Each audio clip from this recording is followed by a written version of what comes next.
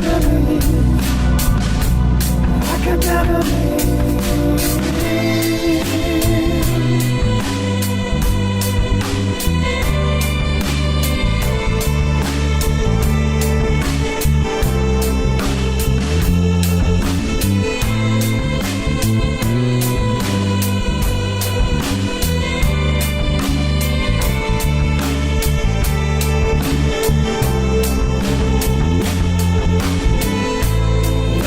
To hold on to the sound of a small radio,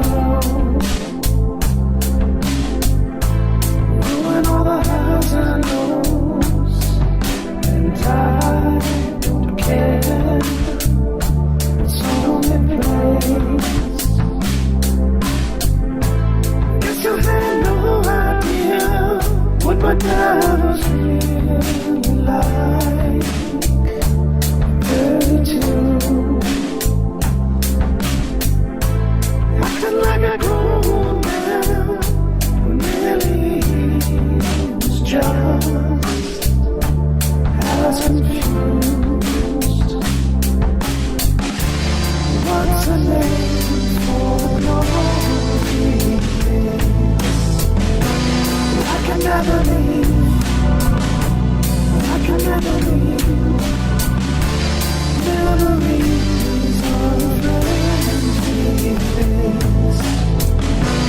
I can never leave. I can never leave.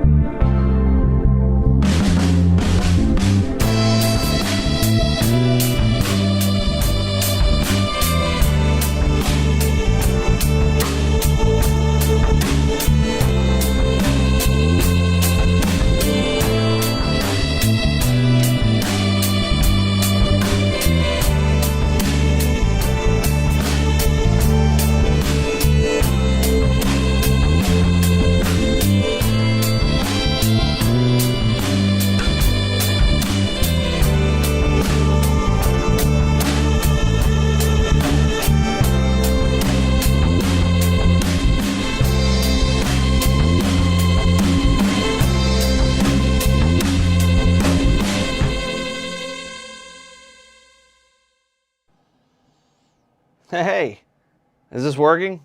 This is totally working. Hey, I'm live. Everybody, I think I've got like a couple of viewers. This is the very first time that I've ever done any sort of live streaming thing, at least in my personal life, as opposed to my like work life, real job life. Anyway, thanks to those of you who are here. It just kind of occurred to me that whenever I make videos for my YouTube channel or for Instagram or whatever, I don't do a script. I think I should probably be fairly obvious to anybody who's watched any of them that I don't do scripts. I just kind of riff and go with it. I don't do a lot of editing. So I figured if that's the way I'm doing my videos anyway, I might as well just try shooting some of them live. I got some, and then I could interact with people too. And I got some fun new video and audio gear that I wanted to screw around with anyway. So we're gonna give this a shot. One thing that I just realized, because again, like I said, I'm totally new to this, is that I can't, using the software that I'm using, the way that I have it configured, I can't respond as well to comments on the YouTube platform through this software as well as I thought I was going to be able to, and I can't like flash them up on the screen or do any of that fancy stuff that legitimate streamers do. I'm going to get that ironed out for next time. But first of all, I want to say thanks for joining me to everybody I've gotten the comments so far. Jay, Tony, you have to correct me here. Is it Gayties Toys? Gayties Toys? I don't really know, but I know I've interacted with you before on Instagram, so thanks for painting up my Lydia Dietz figure, first of all, and thanks for joining here. The whole point of me doing live streams, other than just being too lazy to edit videos, I guess, is because I just want to be able to, Gatey's like the 80s. Thanks for clarifying that. I just want to be able to interact with people and get opinions on things that I'm working on and things that I've put out, and also just like toys in general. The things that I'll really be focusing on in my live streams, assuming that this isn't miserable for me and I actually do some more in the future, the things I'll be focusing on will be like showing things that projects, things that I've made, things that I've put out, things that I am currently working on, that little sneak peeks into what's coming. Talk about toys in general, but also show things that I've gotten from other creators. Also some store-bought stuff, honestly. I'm not really buying a lot of toys in the stores these days, but the fans are doing the best work, as they say. So anyway, I'll be showing off things that I've gotten from other people and that sort of thing. So I'm not going to have a script for this stuff. I'm just going to have kind of some loose subject matter. So anyway, let's get into it. And again, bear with me with the kinks here, because I'm trying out a new setup here, and I've never done a live stream before. So first of all, I want to show off some figures that I got from a guy that I've been kind of eyeballing his stuff on Instagram for a little while, and was waiting for like the perfect little batch of figures that just spoke to me that I wanted to get. But he has kind of a strange name on Instagram. He goes by Dookie McFartsniffle, but he has his official name is Rutro Toys. And once this stream is over, I'll put some links and stuff in the description down there. But Rutro Toys, he makes resin cast figures that are mashups and hodgepodges and just generally weird stuff. And I'd seen his stuff on Instagram and on Etsy and was just waiting for the right time. So I went ahead and bought a few. I'm going to switch cameras here. Let's see if this works. Woohoo, look at this. Fancy. Hey there, Left Coast Graphics. Thanks for joining. All right, so this is one guy that I got from Rutro Toys. And as best I can tell, he is an Imperial Dignitary body. Darth Vader, Kenner Darth Vader lower arms, forearms. I don't know about the upper arms. And then the head of that, it's a Super 7, like a reaction figure, and then a knife instead of a lightsaber. I just thought he was funky, man. I just thought he was really cool. So I dug it. I picked that up. I had to. All right, I'm going to scoot this over here. I got some weird autofocus things going on here with this new camera. There we go. All right, that's one of them. Second one, yeah, I do think it's a They Live head. Yeah, I think you're right.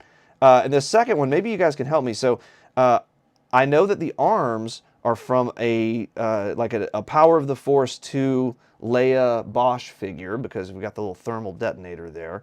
I don't know what this head is from. I feel like I should, but I don't. And I don't know what the body's from either. The sword, Lord knows, but I mean, it's vaguely Motu, but it's not. Anyway, if anybody recognizes that head, I'm curious if the damn thing will stay in focus long enough. And then finally, the third one is probably my favorite. It's this guy. And there are some Stormtrooper arm parts in there.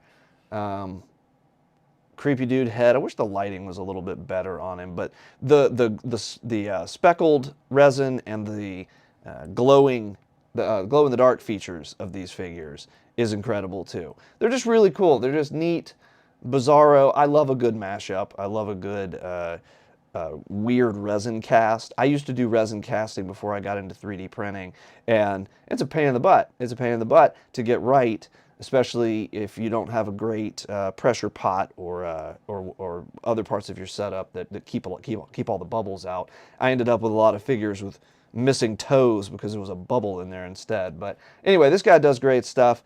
Again, it's Rutro Toys, aka Dookie McFartsniffle on Instagram. But check them out. I think they're fun. I think they're neat. I'm gonna figure out where I can stash this stuff. Let's put it over here. Okay, the second thing I got to show off is you're already getting a little peek at it right here. But actually, I'm just gonna pull it forward. I think it's probably going to end up being just kind of a semi-permanent part of my backdrop here. But this is a hand-painted Yoda canvas here by my pal Andy McKillop. Andy, check him out on Instagram. That's another dude I'll link to once I'm done with this. But this dude, just out of the kindness of his heart and because he just loves to paint, he's reached out to a couple of other creators and artists like myself, and just offered to paint them something cool and send it to them. Aside from the generosity, thanks Andy, it's really awesome. Great paint work, man. I mean, I hope you guys can see the detail, but just like really cool. He asked me what a couple of my favorite characters were, and I threw out like, you know, Yoda and Darth Vader, you know, sticking to the original trilogy stuff. And dude painted this up and just sent it to me out of the kindness of his heart. It's going to be a semi-permanent fixture back here. Like I told him when I sent him a thank you note, the only thing that could possibly cause it to leave this area in the foreseeable future is my son. When he went with me to the post office to pick this up, and my son was trying to steal it from me almost immediately. He's a bit of a Star Wars nerd like me, but he ain't getting it. It's not going in his room or his brother's room. This is staying with me. So Andy, great work. Everybody should go check out his paintings. He does a lot of really, really cool stuff. Okay, well, we're gonna move on to show some stuff that I've recently put out. I wasn't gonna do it, first of all, and then I was gonna do it, but it was down the road, and then I bumped it up to the front of the line because people are asking for it all the time, and then a handful of people asked all at once, like within a week period. So I said, fine, I'll do some Blade Runner figures. And even then, like, I mean, I love Blade Runner. It's one of my all-time favorites, but I just hadn't gotten around to tackling those figures. It was kind of intimidating, to be quite honest, because I wanted to get them really right, and there wasn't really any vintage-style source material to go on. When I'm designing retro-style, vintage-style Star Wars figures, you know, there's dozens of originals that I can go off of as a starting point to make sure that I get the tone right and the feel of everything right. And so in this case, there wasn't anything like that. So I really just kind of had to pull it out of my butt, honestly. But like I said, a handful of people reached out all around the same time, was like, hey man, when are you ever going to make any Blade Runner figures? So over the holidays, I said, to hell with it, and just pushed it to the front of the line and got cracking on them.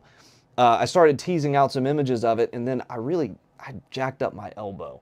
Got a touch of the epicondylitis, which is basically just like a fancy way of saying I got tennis elbow, even though I don't play tennis.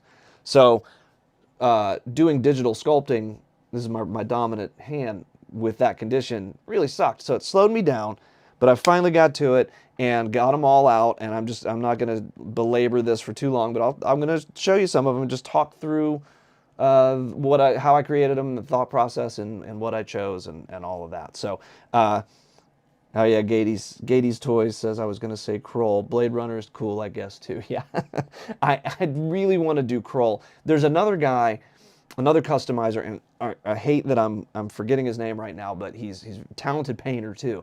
And he did a series of Kroll figures on card backs and bubbles and everything, and they were beautiful. Did a limited run release of them, and I missed them. I didn't get them. I hope he does some more. I don't know that I could compete with the quality of those because I thought they were really cool. But at some point, unless he starts doing a lot of, doing more runs of those, then, I'll fill that gap. I'm going to have to get in there and do it because I want them in my own collection. So anyway, back to Blade Runner. So when I first started out considering, I'm going to switch to that camera again. When I first started considering doing Blade Runner figures, I thought maybe I would do like, half dozen.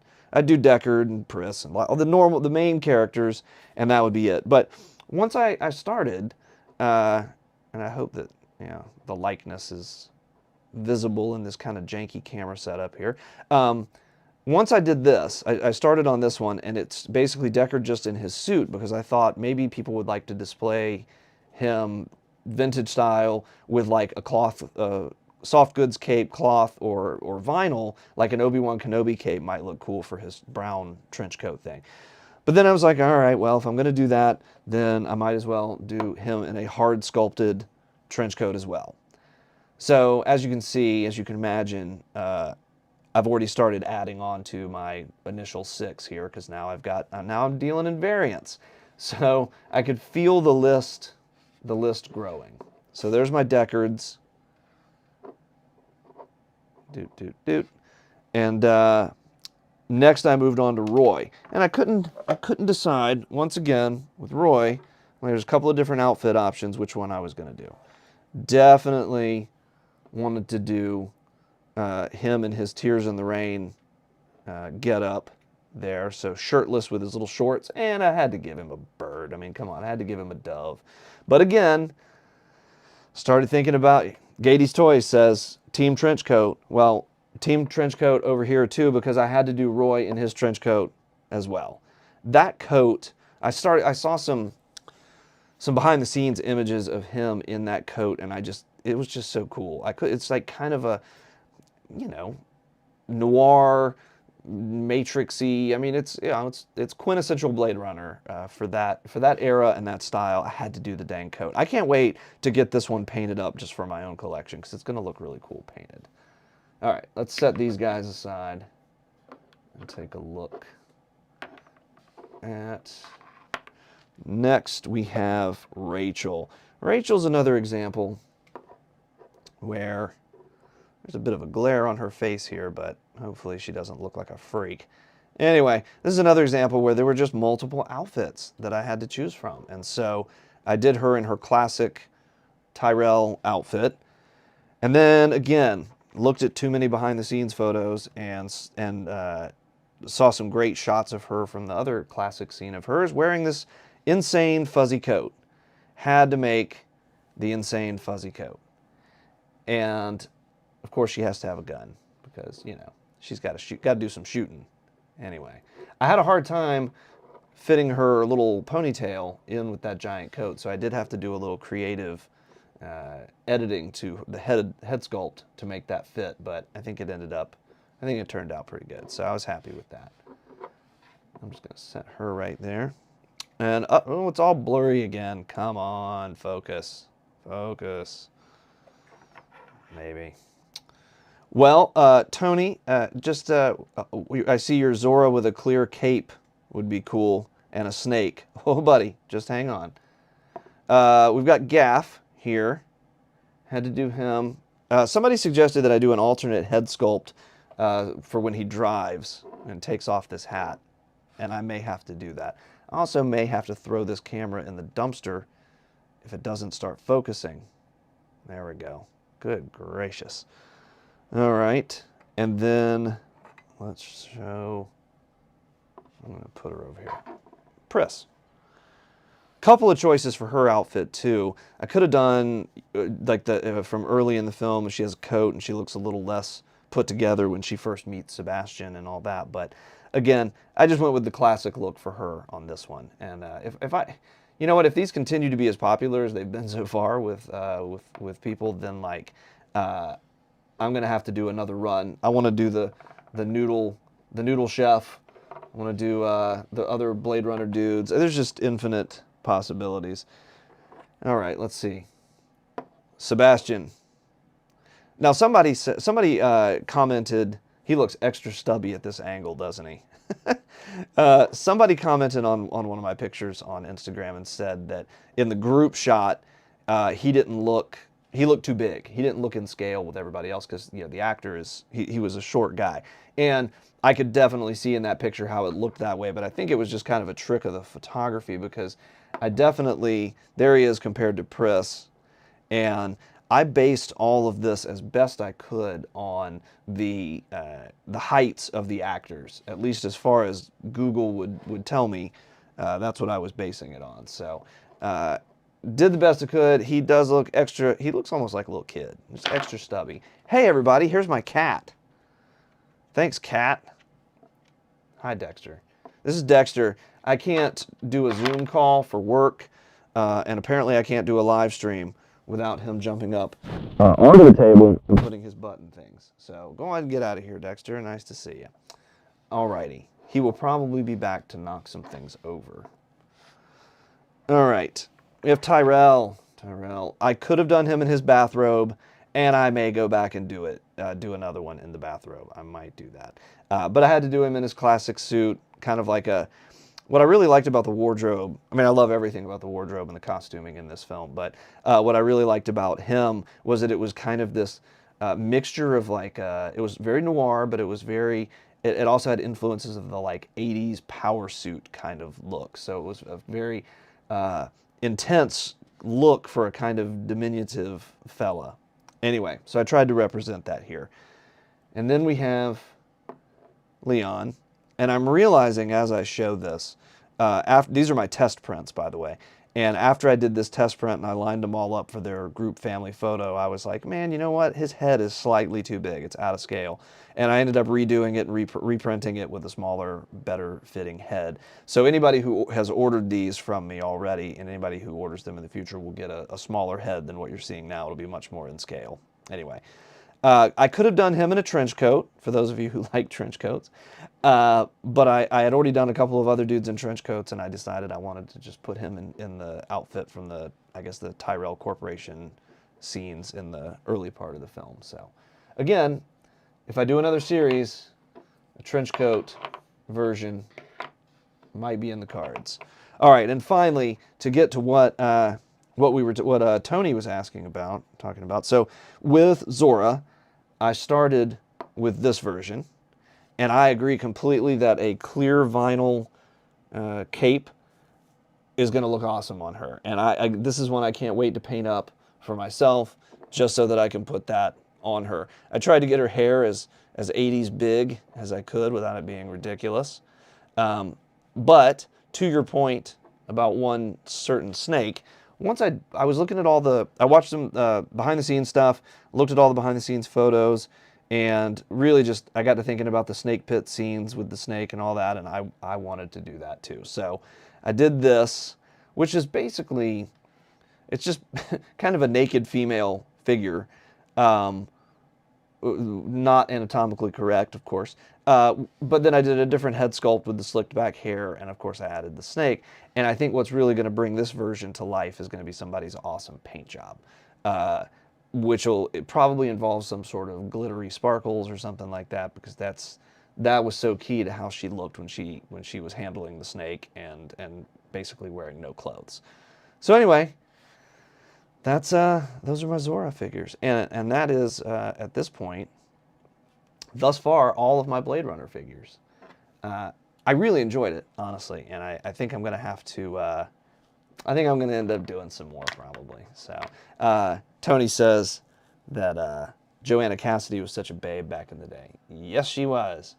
Yes, she was. Absolutely. But then again, from that era, I mean, everybody from like, what's her face? Jennifer Grey and Buck Rogers and like, I can't remember the woman who was in Flash Gordon. Basically, anybody our age, roughly, in the age group that would be collecting Star Wars toys and stuff at this age, you know, I mean, our sexuality came alive based on those women. Linda Carter, Wonder Woman, get out of here. Anyway, but yeah, Zora, super hot. Left Coast Graphics, thanks for the compliment. I'm proud of those. I like those. I wasn't going to show this off, but this is one other thing that I want to show off. Ooh, Bridget Nielsen, good call. Now, Bridget Nielsen, she was one of the, like, I'll be as kind about this as I possibly can be, but there were the kind of like petite Princess Leia, Carrie Fisher type women that were in these sci-fi movies. Linda Gray, I would put her in there. And then there was like Mindy from Mork and Mindy. She was, you know, the kind of the girl next door. They were more cute but beautiful. And then there was Bridget Nielsen and women like that. That like those were real ass adult women, like big women that like I remember as a kid being like, I'm confused. This is scary, but so hot. Absolutely so hot. You're absolutely right. Anyway, I went down that rabbit hole a little too far. This wasn't on my agenda of things that I was going to share, but I finished them yesterday finally after kind of lollygagging a little bit. But actually, I'm going to switch back to my silly little camera again. But I did these guys, which these were the weirdest things to sculpt because I had to deliberately, come on, focus, get in there. I had to deliberately make them not be detailed, which is a strange thing when you're trying to like make something be accurate, but the source material is not detailed. and kind of janky looking on purpose. So anyway, these are from Skeleton Crew. This autofocus thing is killing me. Come on. Maybe my fingers will help. There we go. From Skeleton Crew, the little Republic Jedi figures. I wish I had a picture of it to show. Most of you know what I'm talking about anyway. The little Republic Jedi figures that the Whim character was playing with in the first episode or two in his house. And a couple of people had asked me if I was going to make, well, a bunch of people have asked me if I was going to make Skeleton Crew figures. And the answer to that is probably not, at least not for now. I'm just not super inspired to make a bunch of figures off of the Disney Plus shows, even ones that I like Skeleton Crew, I really enjoyed. But this was kind of a special thing because it was, I didn't have to do articulation, and it's more of a prop design in terms of the scale, especially because I didn't scale these teeny tiny to go along with figures. These are the figures. So a couple of people had asked if I was going to make these, and I'm just going to switch because that autofocus is killing me. A couple of people had asked me, had specifically requested these, and so I figured, what the hell, I might as well. I'm going to paint them, deliberately paint them bad, which will be another fun adventure, and they'll be great on the shelf back here. So these are available now just as a pair, as prints through my Etsy store, and also you can download the files from Cults 3D. Jay says, really like Skeleton Crew show. Yeah, man, me too. It was Goonies in space, and a lot of people said that. I feel like kind of as like that was a bad thing, like it was like an insult. That's a compliment, because I think that brings back a lot of that kind of like, you know, the entertainment adventure value that keeps me invested in things like Star Wars and the adventures of my youth. Anyway, you hear a lot of complaints in. This isn't in pop culture, this is just in the world. You see it on social media, you see it on like Nextdoor, if you're on that for like your local community, that Nextdoor app. People complaining that like kids don't go outside as much as they used to, and everybody's tied to their devices and all that. And I agree. I have small children, and you know, keeping the right amount of technology in their lives is a balance. And adventure stories like Goonies or like Skeleton Crew, which I watched with my kids and they liked it as much as I did, that is what we need to do more of, if you ask me, in family entertainment, which is show children having adventures again, out in scary environments, solving problems, working together, encountering adversity and working through it, all of that stuff. And like, I think that's a good thing. So I really enjoyed it. Anyway, I'll get off my soapbox about it, but I really liked it. Yeah, really, really refreshing. To enjoy a Star Wars show, says Gady's Toys. Yeah, I mean, I love Andor. I absolutely adored Andor. I did not hate Ahsoka. I think it had good parts and bad parts. I didn't hate Obi-Wan, good parts and bad parts. Didn't care for Acolyte for a handful of reasons. But really liked Skeleton Crew. Really liked Skeleton Crew.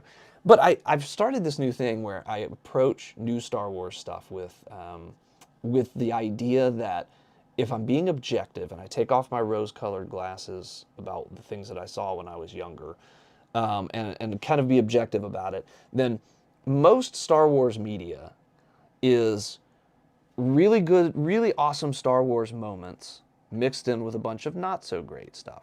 And so you can look at the original trilogy and be like, you know, these are kind of like the standard bearer for everything or whatever. Like, I can look at the prequel trilogy, which I used to hate, and I can look at it now more objectively and be like, okay, there's some really killer Star Wars stuff in there. Really cool stuff. Great things. And there's some crappy dialogue and some really just nonsensical plot points, you know.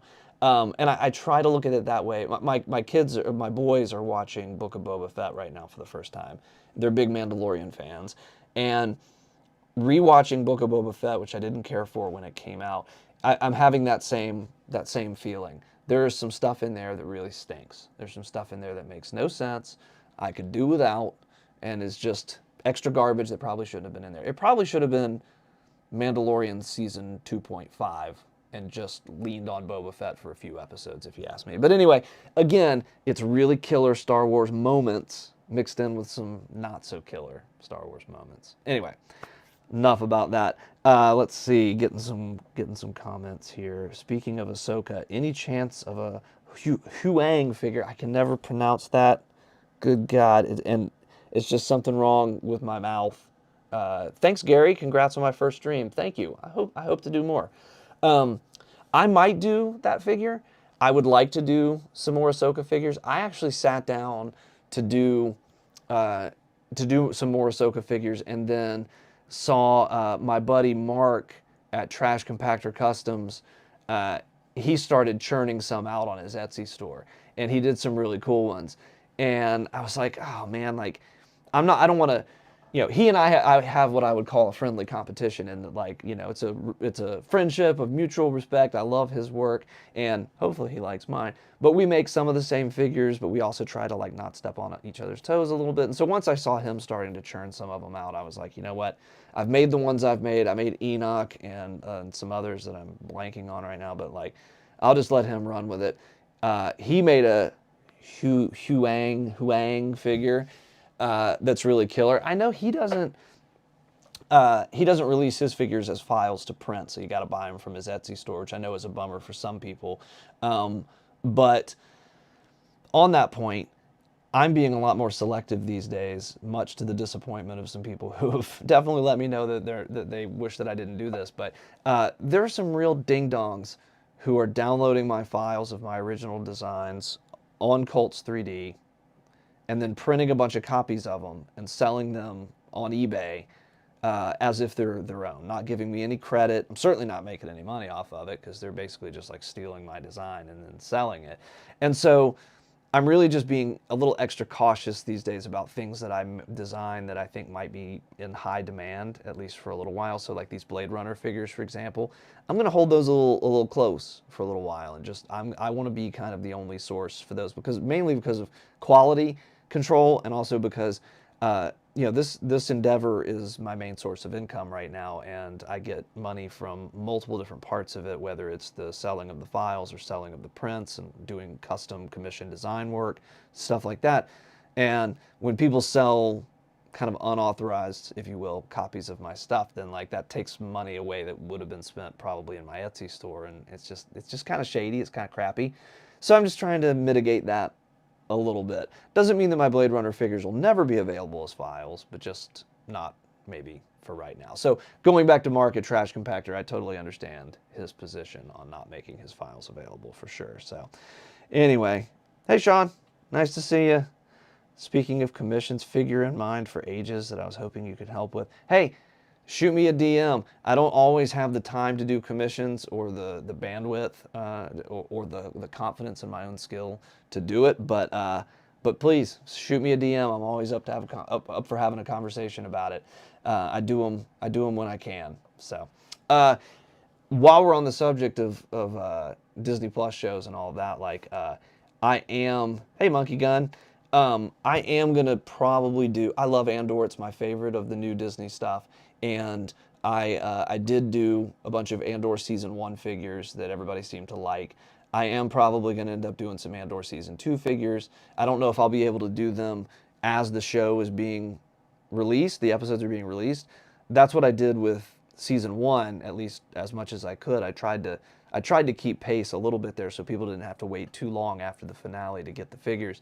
But with season 2, I know you guys have probably seen the announcement that they're going to roll out they're going to drop the episodes in 4 batches of 3, and so that's a lot of Andor content in each little block there. And with all the other things that I've got going on and other things that I'm designing, I'm not sure I can keep up with that. But unless the season really disappoints, which I doubt it, then I will do some Andor season 2 figures. It might just take me a little bit of time to get to them. So I will do it.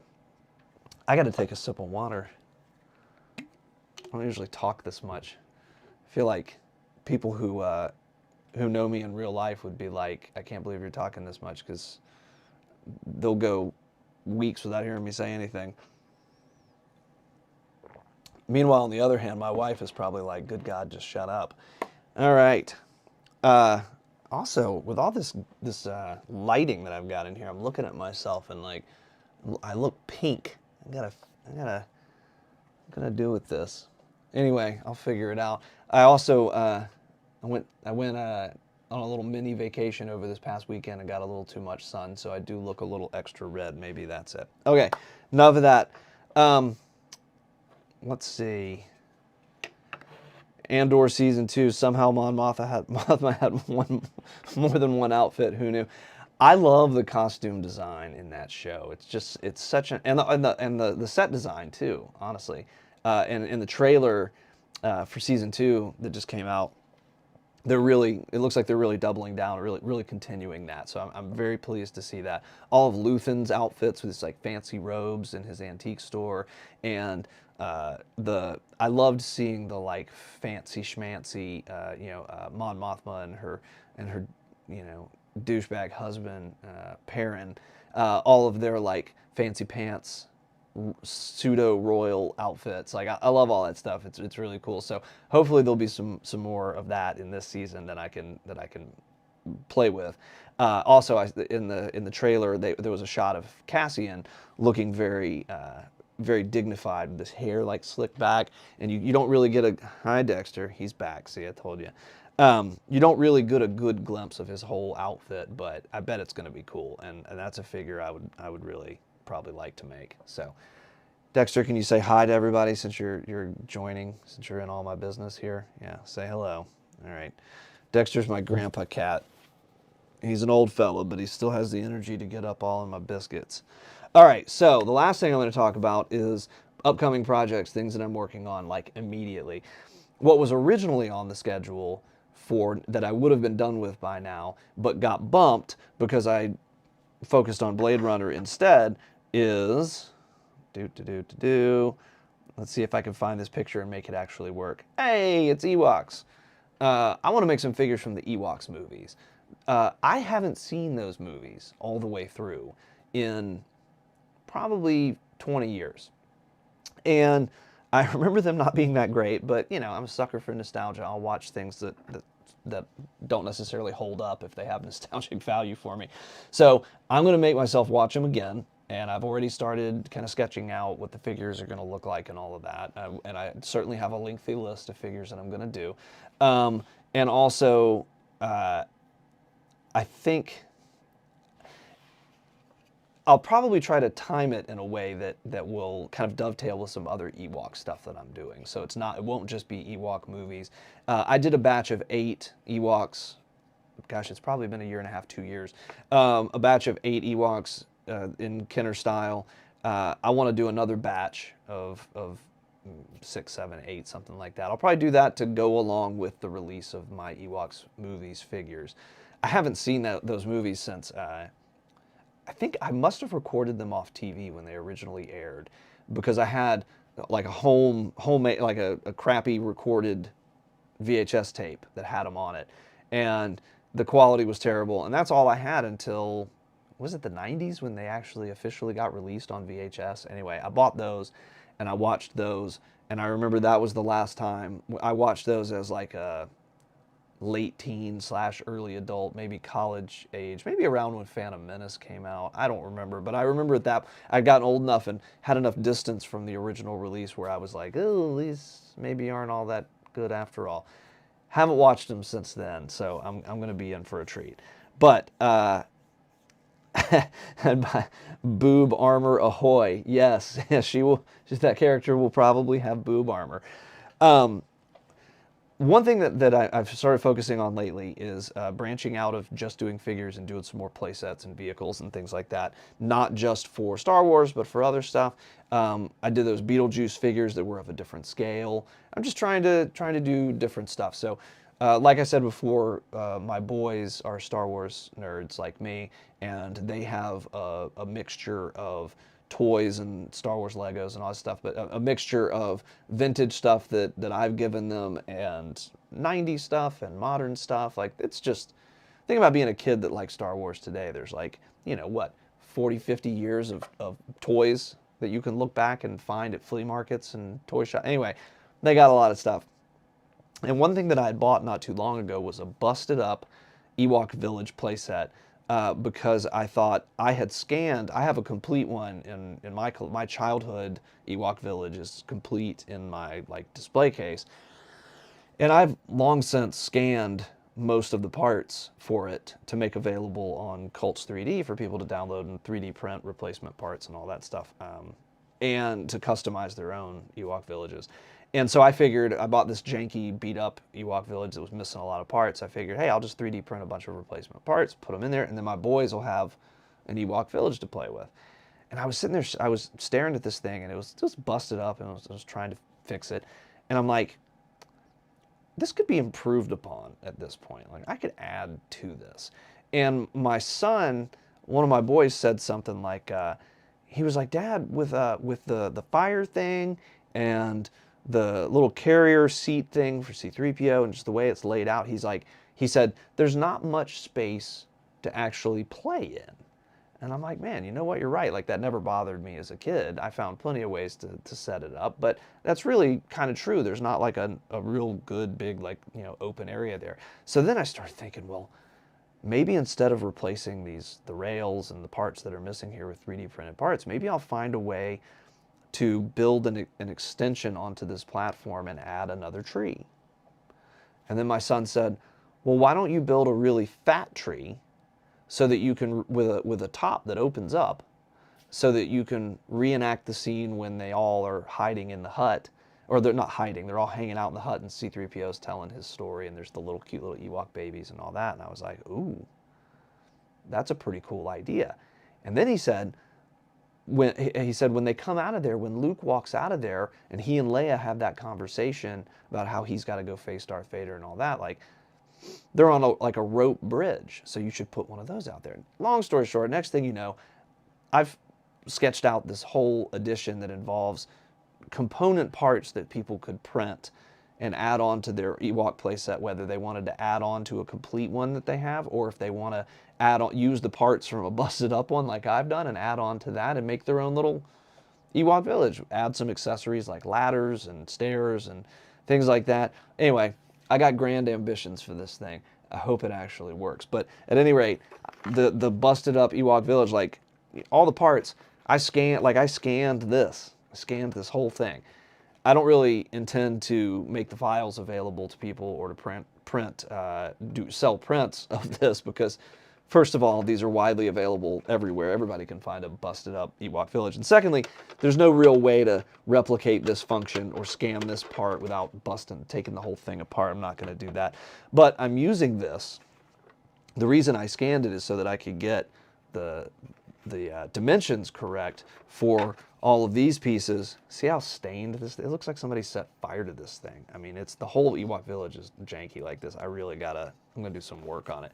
But I wanted to get the dimensions of this. I wanted to get the right size and shape for the little clip here, so that whatever I make is very modular and will fit with the existing Ewok village. And I just thought it'd be really cool to add a little extra playability to the classic Kenner set. And if I can do that at a time when I'm also making Ewoks movies figures, then it all just kind of makes sense to do all that at once. So I was never a huge fan of Ewoks.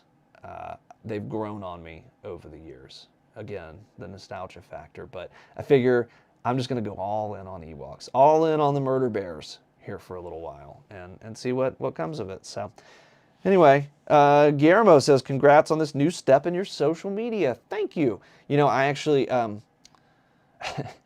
in my non-toy life, I'm actually I work in TV, or I have in the past. I don't right now, but because the industry is on fire and terrible. But anyway, I've been in charge of social media teams for the past 10 or 15 years, and we've done all sorts of live streams and all sorts of things on behalf of TV shows and films that I've worked on. But I've never done it for myself. And so it's like, this is like a big step for me to actually do some of these very basic social media things on behalf of myself and my little side business here, instead of doing it for something else. Anyway, so I'm glad you guys are here. I'm glad you're here to witness it.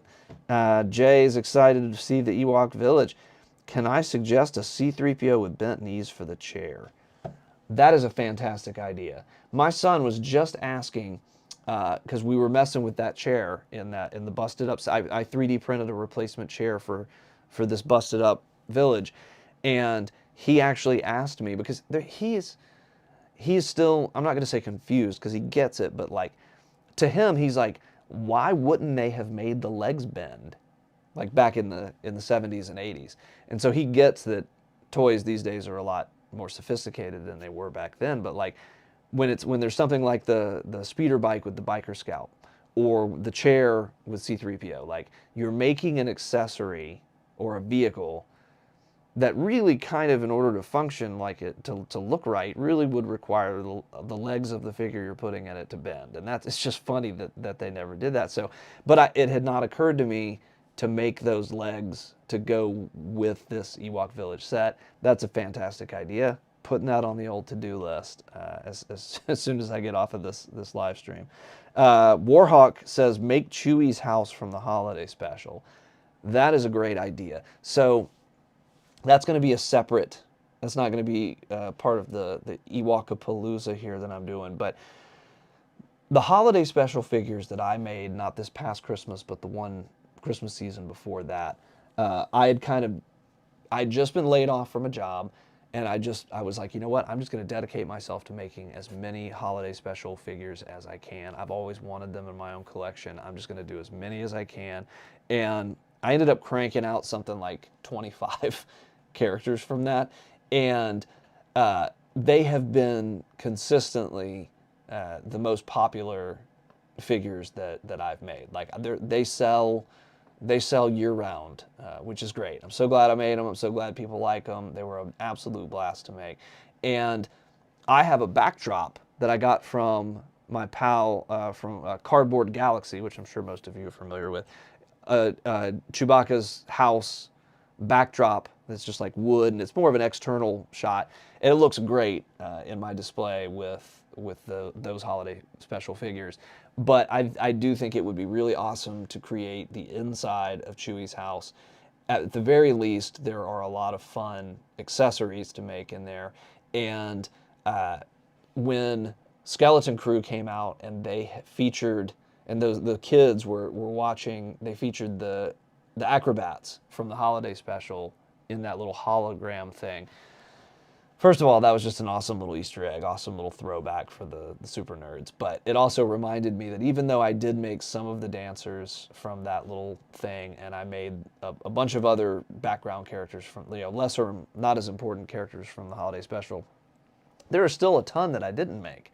And I might need to do this year, I might need to do a round two, a phase two, a wave two. It ain't going to be 25 figures or however many I did last time. But I could do, people were asking me to do the Jefferson Starship Band last time, and I would have loved to have done that, but I just didn't have the time to do it. But I could do them, I could do some of the Imperial officers and the background soldiers, and I could definitely create some of the parts, the pieces, like the TV that, the computers and the TVs, like Chewbacca's wife watches the cooking on, and all of that. There's infinite possibilities. That's a great idea to do Chewie's house as part of that phase two. Anyway, Sean says, besides commission work, talk to you about some other opportunities. Yeah, shoot me a note. You can shoot. The best ways to reach me are, and this is the kind of thing that will fill my inbox with spam if I put this out in type in a lot of places. But cj@funkymaclunkey.com is my email address that I just funnel all of my toys and design related stuff into. So cj@funkymaclunkey.com, or you can DM me through Instagram. Those are the best ways to get a hold of me, and I'm pretty responsive. I do my best to get to all the messages. So yeah, drop me a note, man. I'd love to hear what you're thinking about. So anyway, how long have I been yammering? I've been yammering 51 minutes. 51 minutes? Oh God. I'm tired of hearing myself talk. Those of you who have stuck around, thank you for being here for my very first live stream. Hope you enjoyed it. Learned some stuff about how this works. I'm going to have more things prepared next time to actually like put up on the screen, and so you're not just staring at me the whole time. And also work out this whole thing where I can actually put your comments up on the screen to share too. So anyway, guys, thanks for being here. Hit me up in all the usual ways with any additional questions or comments or complaints. Tell me I'm awesome, tell me I suck, whatever. Thanks, Gary, appreciate it. Gady's Toys says, thanks, Dexter. Dexter, he will always be in my videos. As long as that old man's alive, his butt will be showing up in my videos, so he'll be back. Anyway, thanks a lot, you guys, and I'm going to figure out how to turn this thing off. And until next time, stay funky, everybody.